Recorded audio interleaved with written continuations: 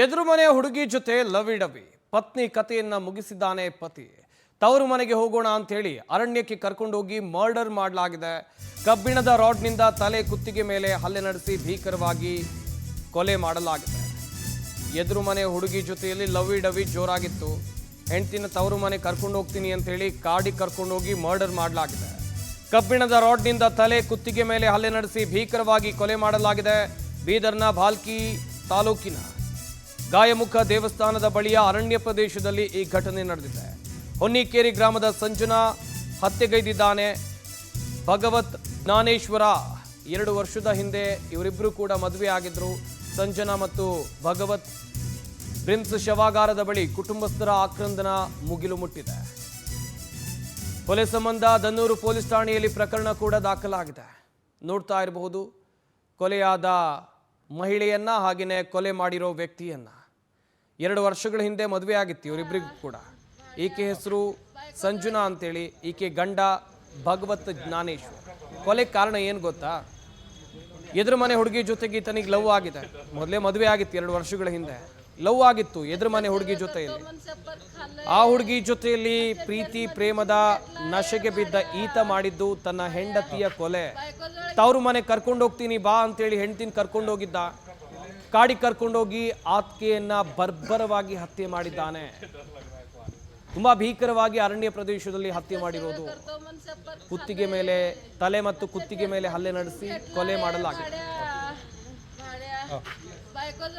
ಮಾಹಿತಿ ಕೊಡ್ತಾರೆ ನಮ್ಮ ಬೀದರ್ ಜಿಲ್ಲೆಯ ಪ್ರತಿನಿಧಿ ರಾಜ್ಕುಮಾರ್. ದೂರವಾಣಿ ಸಂಪರ್ಕದಲ್ಲಿ ಜಾಯ್ನ್ ಆಗ್ತಾ ಇದ್ದಾರೆ. ರಾಜ್ಕುಮಾರ್, ಮದುವೆಯಾಗಿ 2 ವರ್ಷ ಆಗಿತ್ತು, ಸುಖ ಸಂಸಾರವನ್ನ ಮಾಡಬಹುದಿತ್ತು. ಆದ್ರೆ ಈ ವ್ಯಕ್ತಿಗಾಗಿದ್ದು ಎದುರು ಮನೆ ಹುಡುಗಿ ಜೊತೆಗೆ ಲವ್. ಈ ಕೊಲೆ ಬಗ್ಗೆ ಡೀಟೇಲ್ಸ್ ಅನ್ನ ಕೊಡೋದಾದ್ರೆ? ಖಂಡಿತವಾಗ್ಲೂ ಸಂಪತ್, ಬೀದರ್ ಜಿಲ್ಲೆಯ ಬೀದರ್ ತಾಲೂಕಿನ ಹೊನ್ನಿಕೆರೆ ಗ್ರಾಮದ ನಿವಾಸಿ ಆಗಿರ್ತಾಳೆ ಸಂಜನಾ. 2 ವರ್ಷಗಳ ಹಿಂದೆ ಆತನ ಮದುವೆ ಆಗಿರುತ್ತೆ. ಮದುವೆ ಆದ 1 ವರ್ಷಗಳ ಕಾಲ ಚೆನ್ನಾಗೇ ಇರ್ತಾರಂತೆ. ಅದಾದ ನಂತರ ಏನು ಸಂಜನಾ ಪತಿ ಇದ್ದಾನೆ, ಅವನು ಅವ್ರ ಮನೆ ಎದುರುಗಡೆ ಇರುವಂತ ಹುಡುಗಿ ಜೊತೆ ಒಂದು ಅನೈತಿಕ ಸಂಬಂಧ ಇಟ್ಕೊಂಡಿರ್ತಾನೆ ಅಂತೇಳಿ ಒಂದು ಮನೆಯವರು ಆರೋಪ ಮಾಡ್ತಾ ಇದ್ದಾರೆ. ಅದೇ ಹಿನ್ನೆಲೆಯಲ್ಲಿ ಸಾಕಷ್ಟು ಬಾರಿ ಇಬ್ಬರ ನಡುವೆ ಕೂಡ ಒಂದು ಕಿರಿಕಿರಿ ಸ್ಟಾರ್ಟ್ ಆಗಿತ್ತು. ಸಾಕಷ್ಟು ಬಾರಿ ಜಗಳ ಕೂಡ ಆಗಿತ್ತಂತೆ.